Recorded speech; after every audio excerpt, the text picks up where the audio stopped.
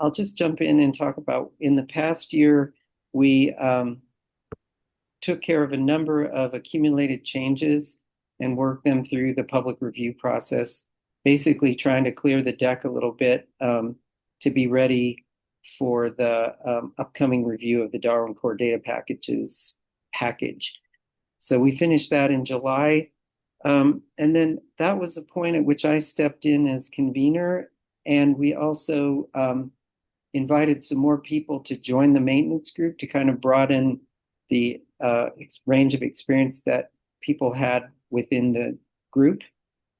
And then the next thing that we did was to basically begin the public review.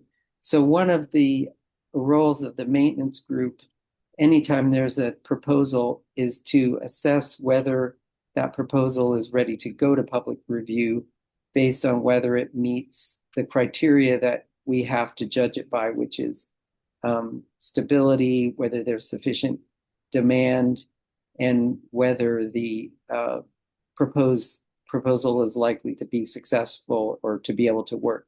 So we had an assessment in the maintenance group and decided that the proposal was ready. The proposal had three main parts, which was a conceptual model, which we have not had before, a data package guide telling you how to serialize Darwin Core as a data package. And then there were a large number of term changes that were associated with this, basically updating some of the terms to make them compatible with the new conceptual model, and also adding some terms that were not already in Darwin Core. So we started the public comment period in September. It was intended to last longer than our normal 30-day period because the size and complexity of the proposed changes. And we went quite a bit beyond the 90 days because we are committed to basically allowing discussion to continue as long as people were having constructive comments to make about it. So towards the end of February, the comments that we were getting started to kind of die out. We had a sort of quiet period for about a month during which there were no further comments. So by the end of March, we were ready to consider the public comment period to be closed. So following that, the maintenance group met again to assess. Another one of the roles is to decide whether there is consensus on proposals. So we had a meeting where we looked through all the proposals and the discussion on them, and did reach the conclusion that there was a consensus and that we were ready to send it on to the executive committee for their review. I should say that the executive committee doesn't review the proposal on the technical merits, but rather they assess whether the process was being followed correctly. And so another thing that happens following term changes is that the maintenance group automatically determines whether there should be corresponding terms in the DWC IRI namespace. So a lot of terms are proposed that have values that are likely to be strings. And if those terms are accepted, we automatically mint an analogous term that is intended to be used with an IRI as a value. So because of the large number of terms, there were quite a few of them that needed to have their IRIs analogs be generated. And so John has been working very hard for a while to get all of the spreadsheets prepared that we run through our scripts, generating the IRI variants. And then, so we have a draft of that, which I've looked at. John has made a few small changes to the IRI terms. And as soon as I finish reviewing that, we'll send that off to the executive committee for their final adoption. So once the executive committee adopts the changes, then we'll publish them on the website. And another thing that happens sort of automatically as a part of our whole workflow is that if term changes affect terms that are being mapped to the mixes vocabulary, we will work with the Genomics Standards Consortium to update the SSOM mappings between the Darwin Core terms and the Mixis terms. So that's something that we'll work on following publication.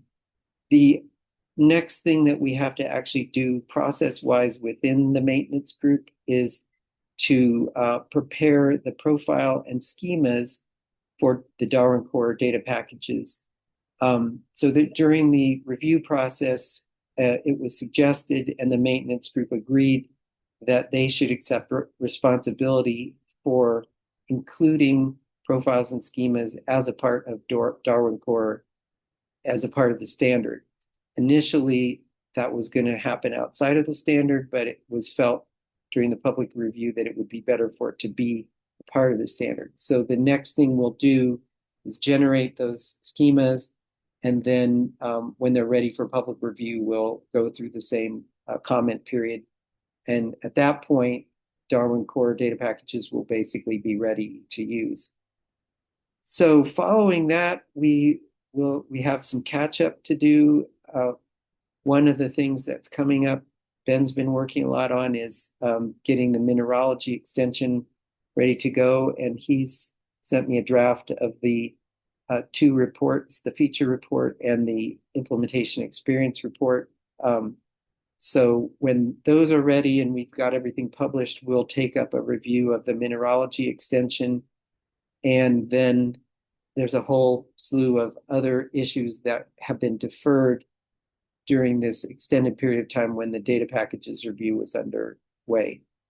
So our goal, once we get this large bolus of backlog of things caught up, would be to have scheduled public reviews 3 times a year so that we can have regular releases of Darwin Core and not let an extended period of time go by without letting things languish for a long period of time or letting a large number of term proposals build up. We try to keep them moving through the pipeline at a regular time interval. So at that, I'm going to stop sharing, and I'll take just a moment to ask if anyone has any questions that are not related to Darwin Core data packages, related to what we've been doing or what our plans are. So if anybody has any questions, they're welcome to raise their hand.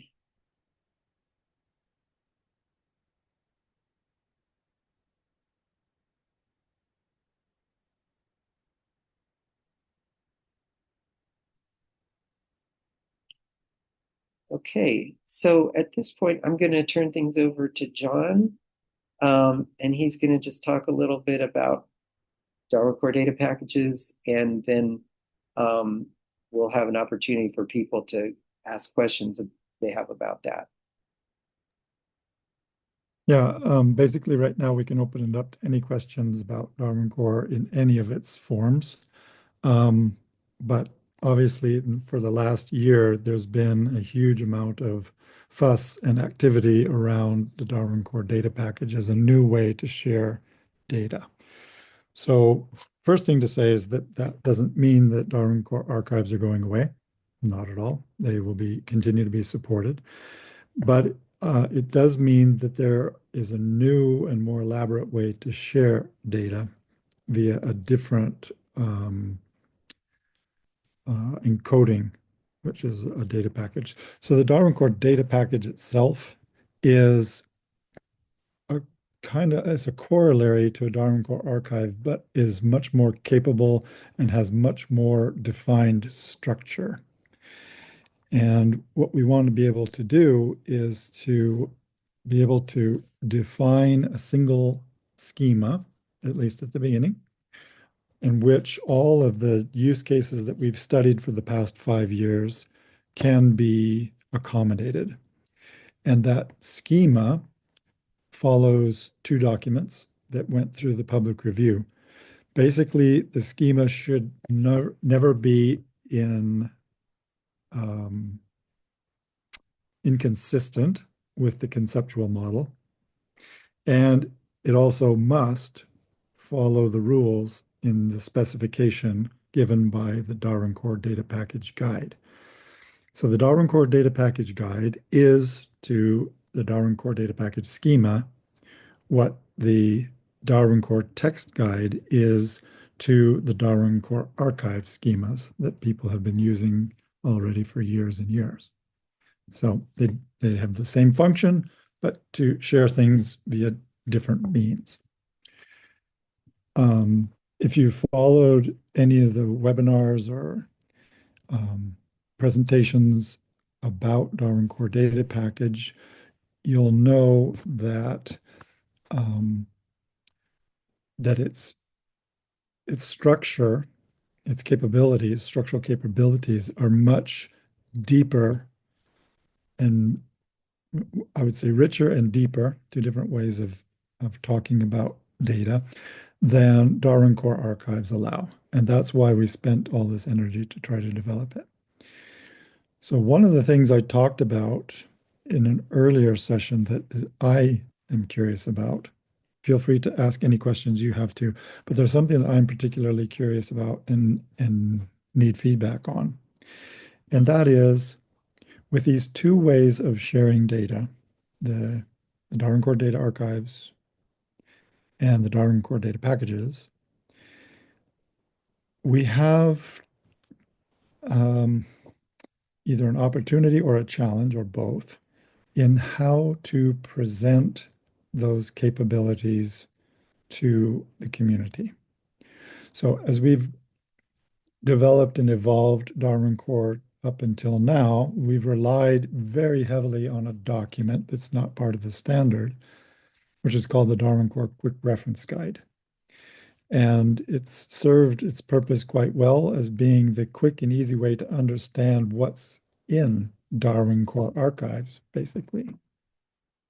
So the challenge now is that we have within Darwin Core, basically the terms that we use in this new context of Darwin Core data packages include terms from 20 different namespaces. It's not just Darwin Core and Dublin Core anymore. We're also using Audiovisual Core, all of the namespaces that Audiovisual Core uses, the mixes terms, soon to be mineralogy extension terms, et cetera, et cetera.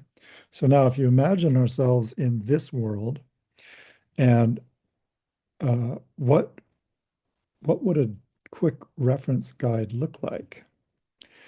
So my feeling about the quick reference guide up to now is that it actually fairly well matched what people needed for building Darwin Core archives. You would look in the quick reference guide to see what the terms were, what they what their definitions were, how they were organized within classes, and those classes and their organizations fairly well paralleled what you would see in the Darwin Core archive schemas, like an occurrence core or an identification history extension or a Humboldt extension, chronometric age extension, etc.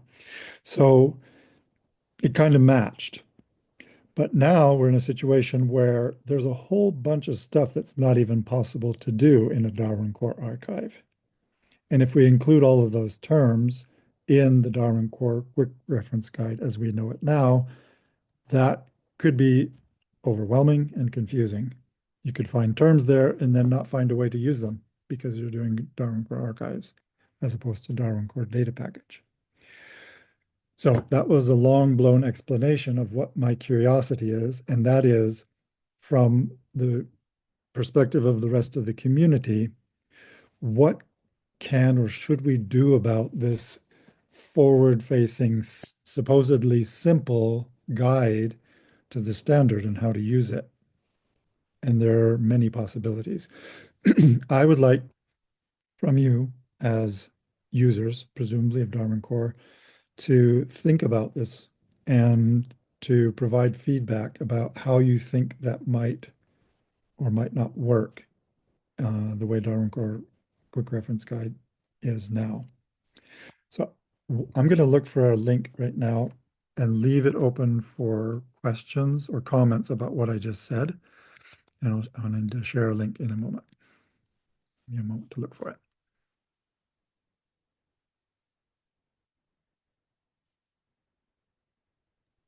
Thanks so much, John.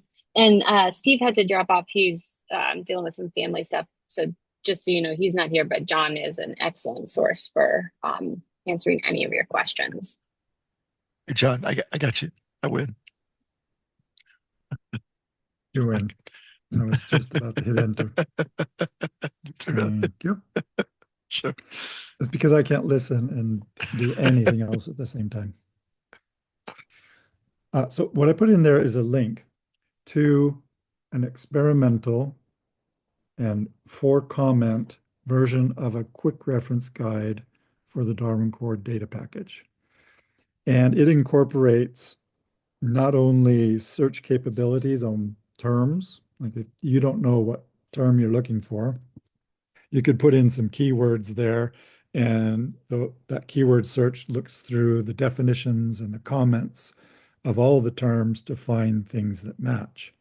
So with those results, presumably you would be able to um, find terms that you need. And because the terms are organized in specific tables, you would then know what tables you need. And because tables are related to each other in very specific ways, you might also understand what other tables you need in order to publish your kind of a data set. But that's a very different tool than basically a simple web page like the Darwin Core Quick Reference Guide now, where you have an index to the classes and the lists of the terms that are in those classes and nothing more. So that's the background to what I was hoping to get from the community for me to move forward.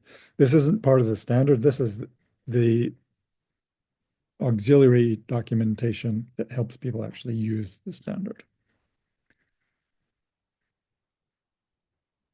So I'm open to questions. I didn't want to demonstrate the designer. I wanted you to be able to go ahead and go away and look at it, not take up the time here.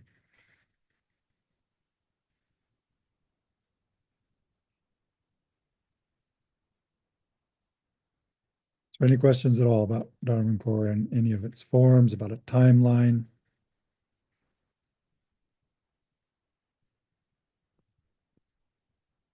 I guess I can fill in a little bit more information about that. So Steve laid out what the next steps would be.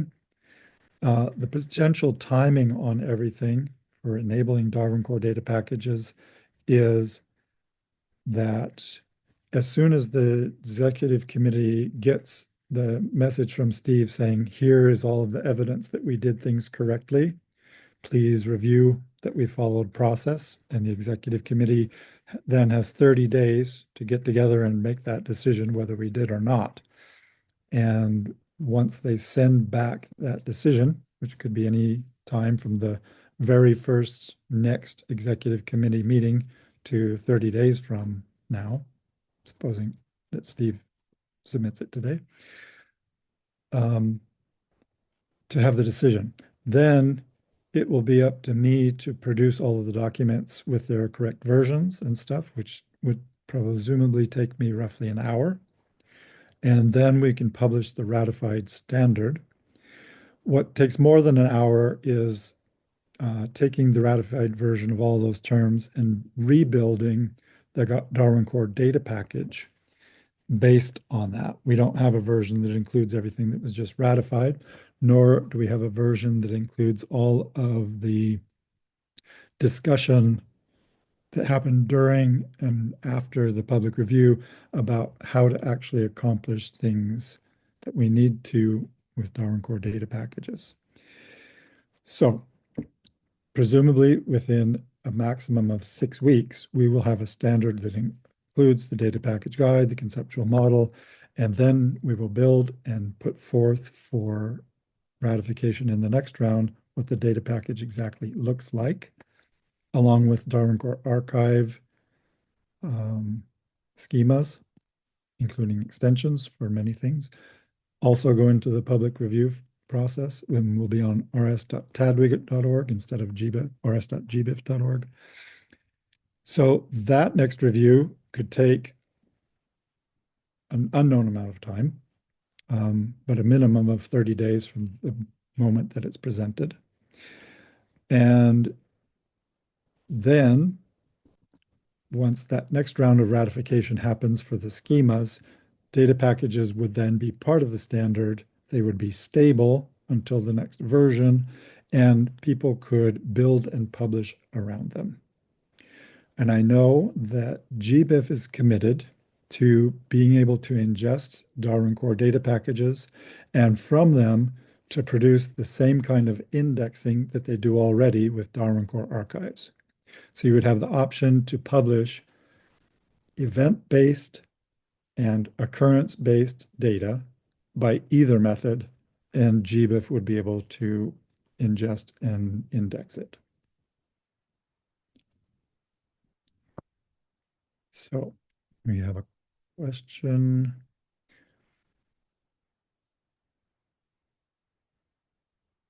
This looks like a specific question about how the designer works. Javiera, can you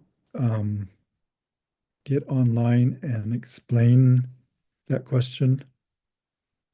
Can you speak?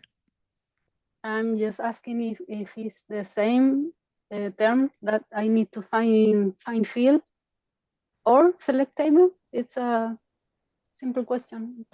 I have to look at it to see what you're meaning. So there, I guess maybe I should share my screen then. Let's see. Maybe my question was too basic. No, I said that I need to look at it to understand where exactly you might be looking. So is that shared well? Can you all see that? Yeah, that looks clear. Okay.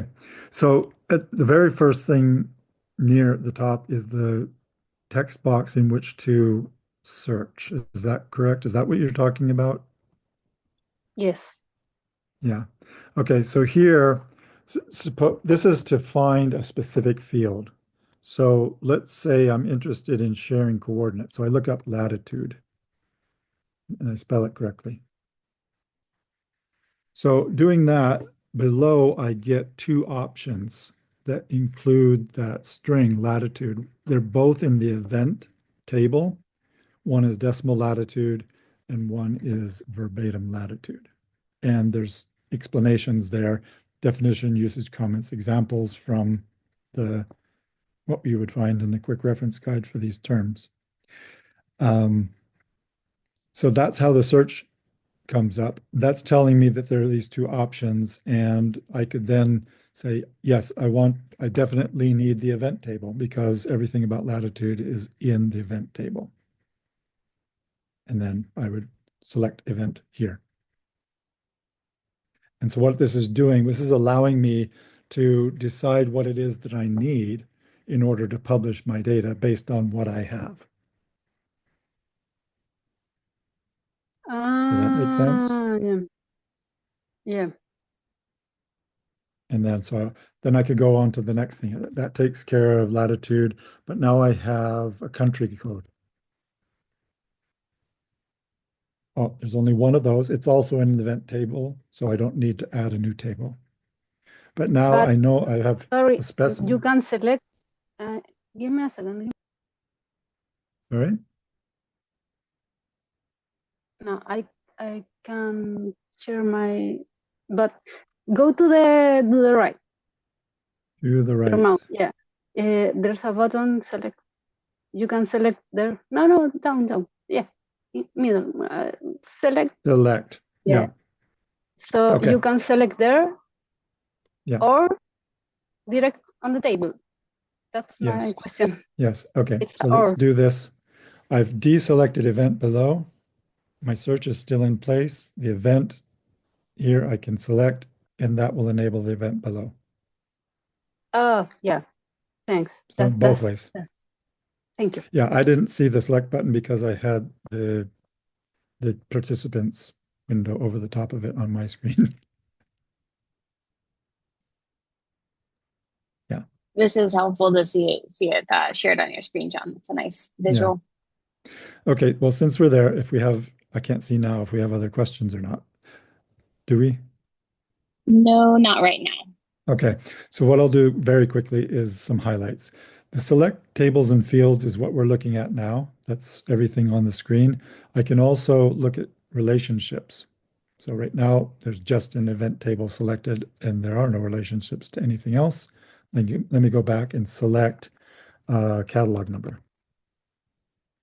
Catalog, okay, catalog number and other catalog numbers. Both of those are in the material table. I select material. Further down here, material is in the second column. Why? Because it has a dependency. It requires event. So now I have event and material selected, and I can go look at relationships. And I can see that they are related to each other. Rearrange things. Material can be collected during an event, but it can also be derived during event. So you can take parts of a piece of material and turn them into you can take a piece of material and turn it into new separated parts of material and describe the event in which that occurred. So those are the two ways that those two things can be related to each other. And you can add, suppose I want to add an agent name. Preferred agent name, I select that. Agents now should be selected as a primary thing here. And I can go see how those are related. Oh, there's all kinds of relationships between agents and material, and also between agents and events. So I can decide whether I need the agent table or not based on that. So those are those two tabs. The third is a tab to be able to take what you've selected. You can see in the first table at the left, agent, event, and material. Those are the tables. They're listed in the recommended order in which to map them to your data, because order matters when you build these things with structure. And on the right is an example of what your data package would look like after selecting those tables. So those are the three basic views on this. Up at the very top, you can clear everything you've done. You can go off and look at the data package guide, or in the middle, you can save a link. So saving a link is basically copying the state of this designer as it is. Then you could go to a new tab, send this off to your friend. They open that link and they get back to exactly the same place that you were. So this would allow you to design, suppose you're a node manager, this would allow you to design what you expect your data publishers to fill in when they publish data, share this with them, and they basically have a profile for that node. You could do it for an entire discipline too. Say, if you're publishing paleo data, here is a schema to use. If you're publishing organism interaction data, here is a schema to use that has in it only what is basic and needed and nothing else from all of the rest of the complex model. So that's the idea behind this quick reference guide. It's not quick. It's a real tool for actually building data packages. But Yeah, you can see that's that it has a lot of the capabilities of finding what you need, which a quick reference guide does have. that's super helpful. And John Ducky is wondering in the chat, I think this might be on the visualizer, if you can select tables without relationships and show what the visualization looks like. Tables without relationship, you I'm mean not turn sure them that off? Is that right? maybe, yes.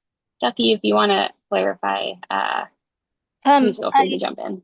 Yeah, so my question is just basically, if there are tables on the first column under select tables and fields, are there tables that don't relate to each other?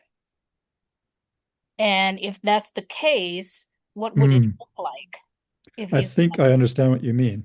So there's some hidden intelligence behind this.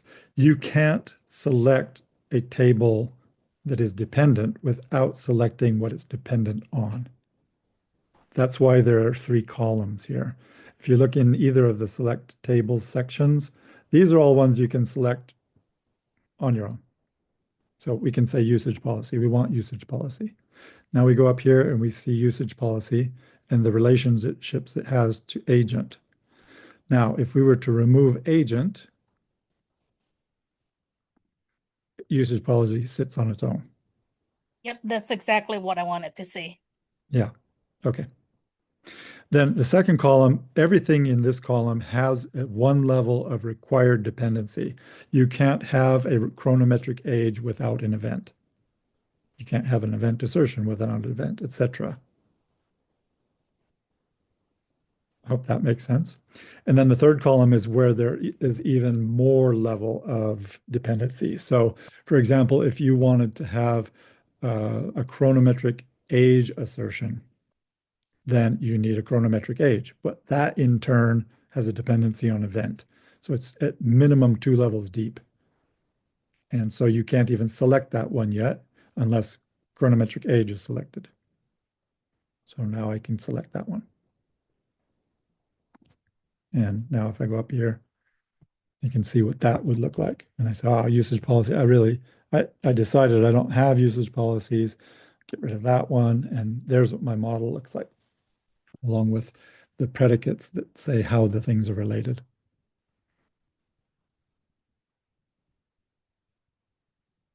So it's an extremely useful tool for understanding how the structure works within the entire data package, looking at only the part that matters to you at any given moment.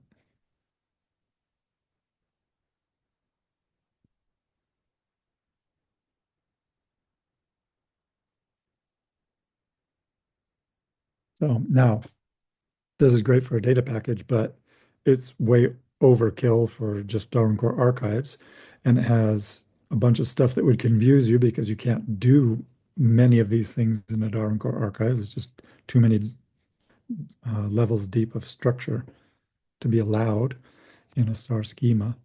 And so going back to what my quandary is about providing useful tools or guides is, what to do for the Darwin Core archive community versus the Darwin Core data package community.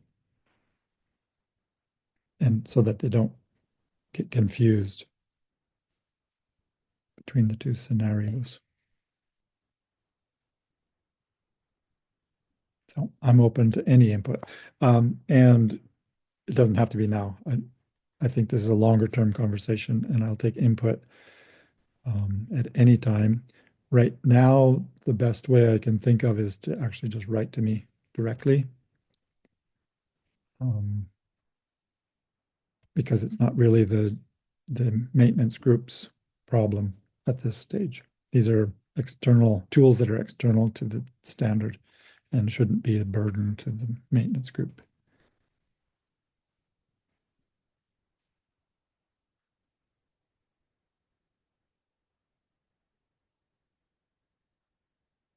Good enough? I can't see if there are other questions or not. On the chat, John. Stop my share then, or keep going? And you can stop share if you want. That's up to you. Okay. If anyone else has questions, you're welcome to unmute, or the chat is also fine and we can read them in.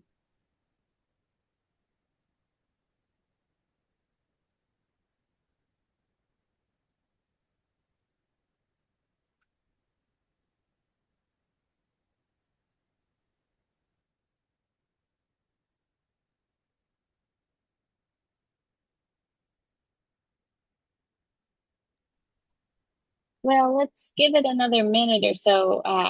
If we don't have questions, we don't have to stay on for the full hour. I got a question. So if my data is in a Darwin Core archive, what is the process for transitioning to a Darwin Core data package? The simplest possible scenario is that you open the IPT, you create your Darwin Core archive, and you publish it. And the IPT will create the data package version of it. Are there things I need to check? I should check to be aware of before I do that. Check that it's been enabled in the IPT. That is the plan. Okay.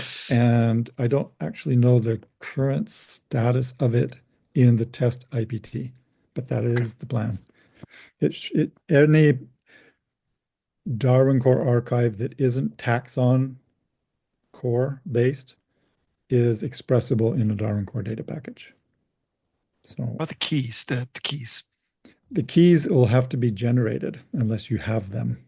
Okay. So yeah, that's a big difference between the expectation for the construction of a Darwin Core archive, where you can just have an occurrence core, and the only key that's needed is an occurrence ID, which you can make up, or you can have the IPT make it up, or whatever.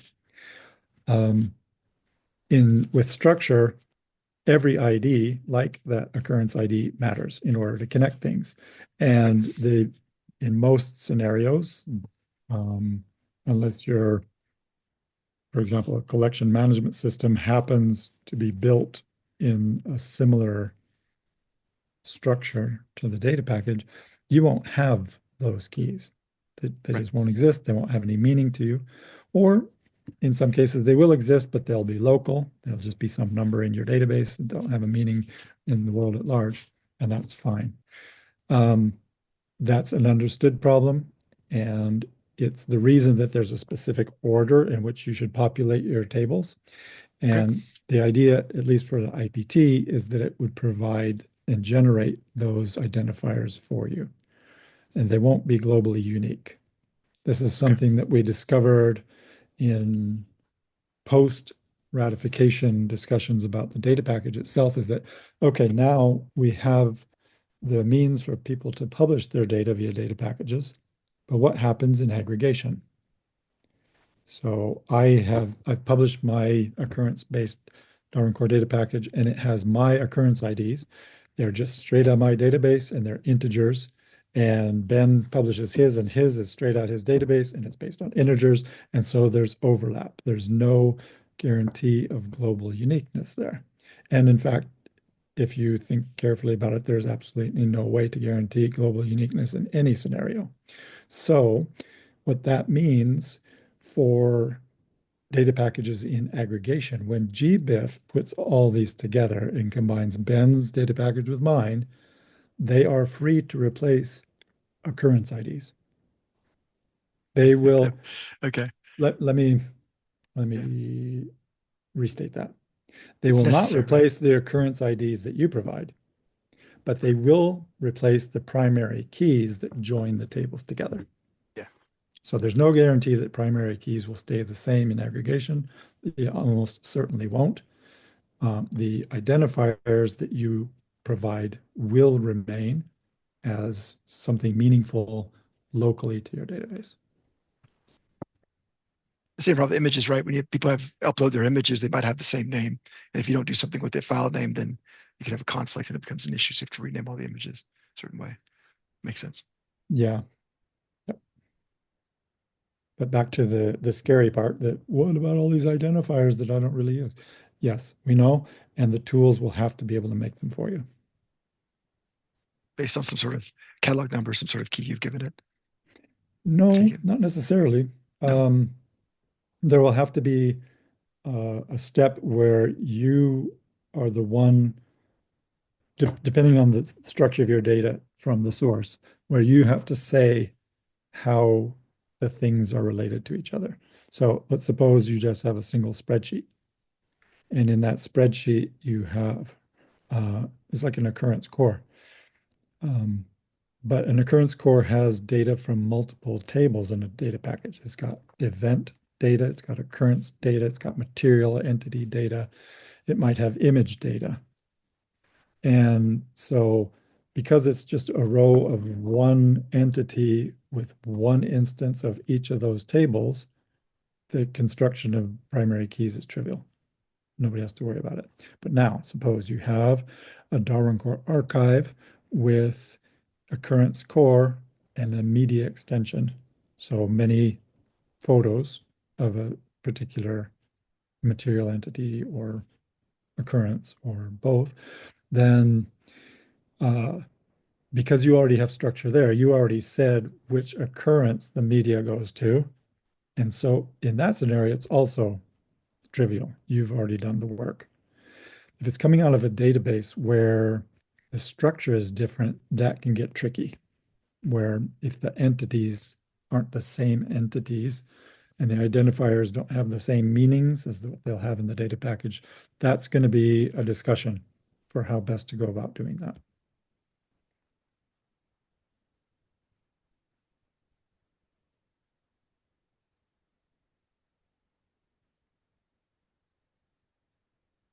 Anybody else? Questions, comments? Thank you, John. Welcome.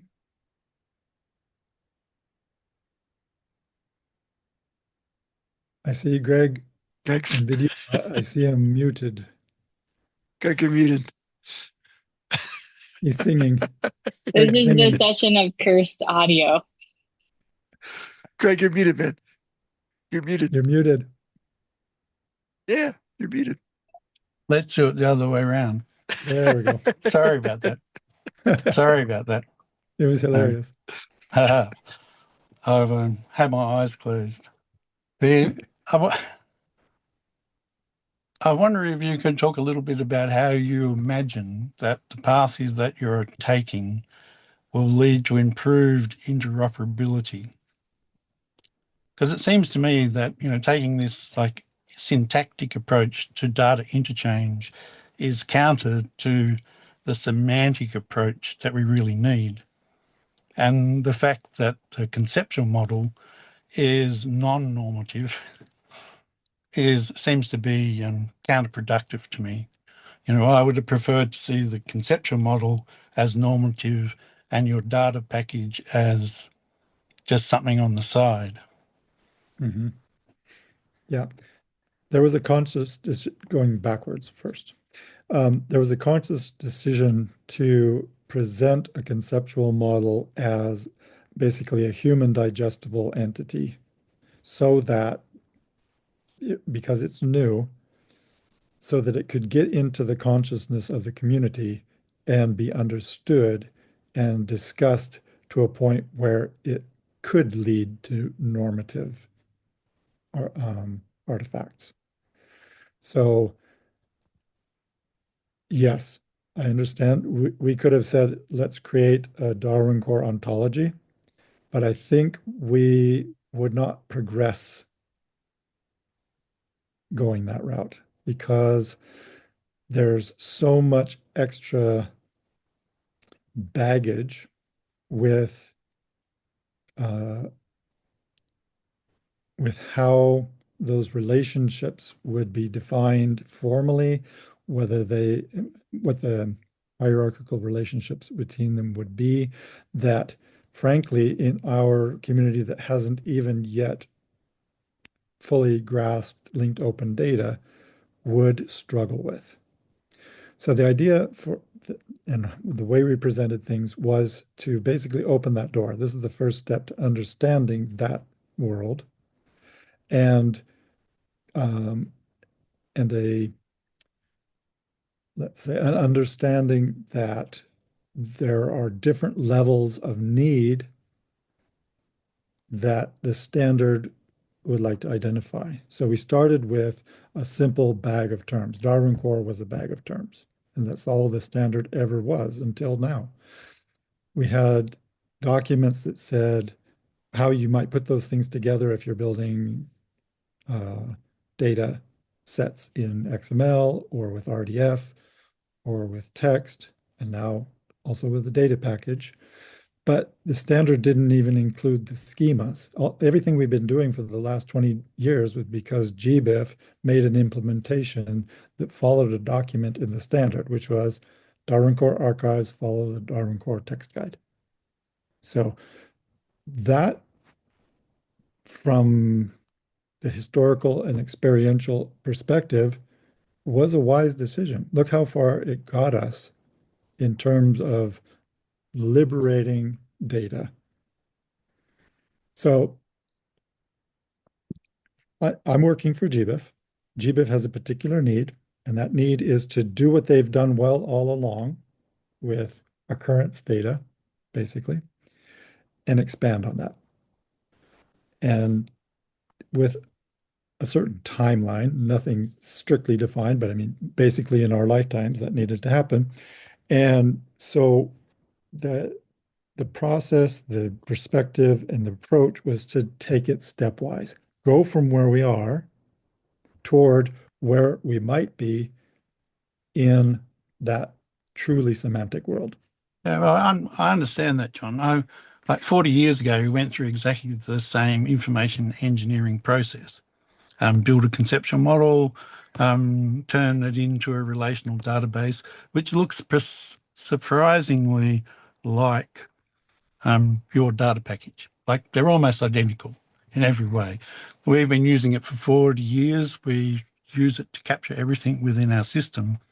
But when it comes to sharing that with people, that model doesn't help very much. It's our way of perceiving the world. Just like your data package is GBIF's way of perceiving the world. I would say that's not the thing that really belongs within Tadwig. What we need is the interoperability layer that's going to help us understand what the data we're sharing actually means. And also helps, like I understand that you need the data package, to do what GBIF does, but Tadwig needs much more than that. And I'm worried that because of the focus on the data package, we're going to end up in a situation where it becomes everything.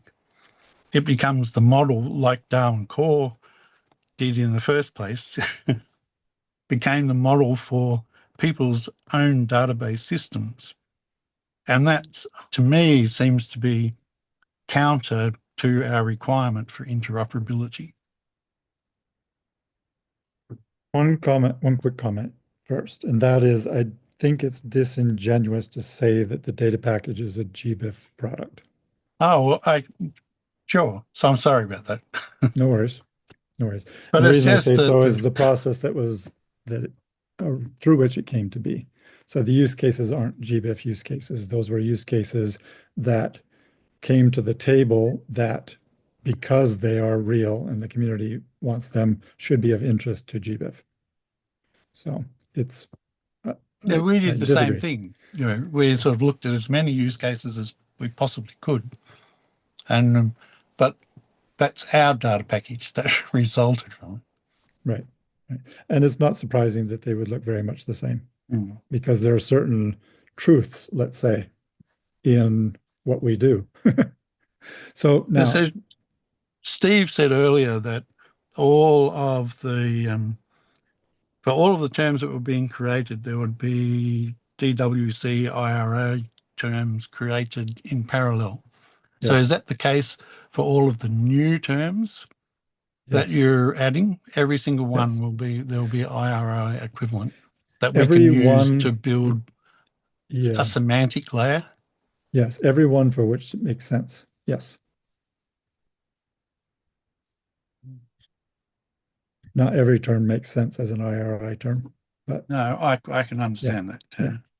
But yes, Yeah. it's basically a Yeah. given as part of how the maintenance group functions, is that any set of new terms or changes to terms, we look at what the IRI implications of that are.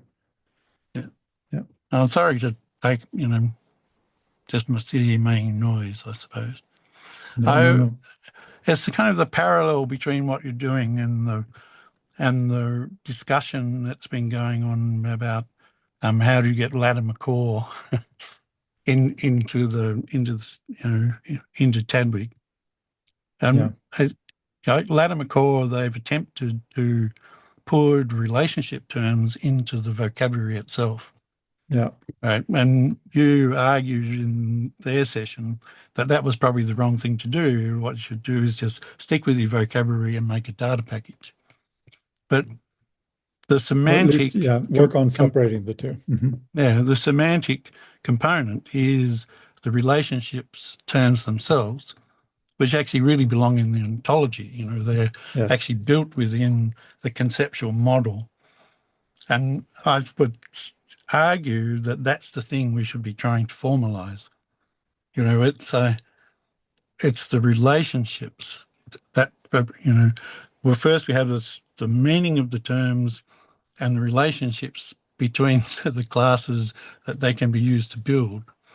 That is the most important thing. And if Where we're those leaving relationships are relationships out, formal. Yeah.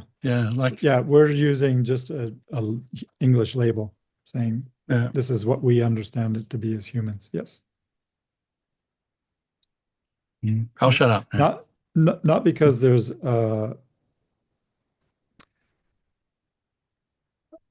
not because there is a reluctance to do so, nor even an agreement that that is where we should end up, but that it would be too much to do all that from that direction at once.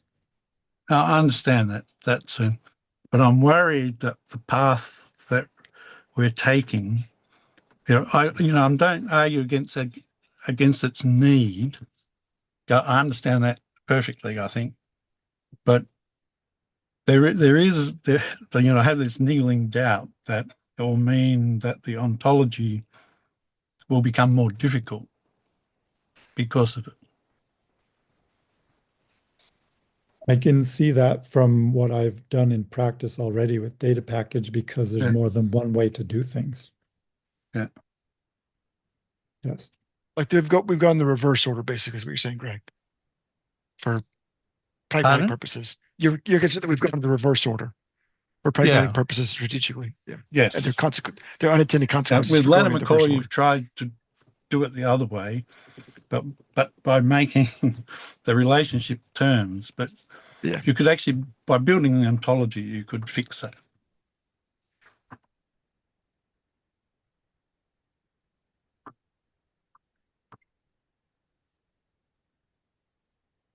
We can talk about it next week. Mm-hmm.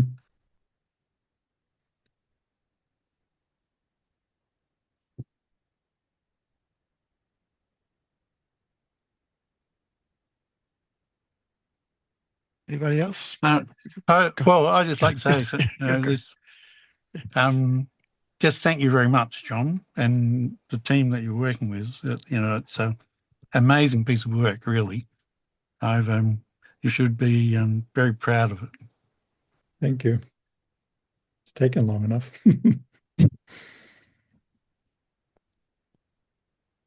Yeah, I agreed. Thanks, John. It's always good, Greg, to end on a little bit of an existential note. So thank you for that as well. I think this is a good point to close, especially as my toddler wants dinner and is yelling at me. So I'm gonna go ahead and say thank you to John, Steve, and Absentia, and we'll post this recording in the next weekend or two, or a week or two. Thanks all. Thank you for all your effort, Erica.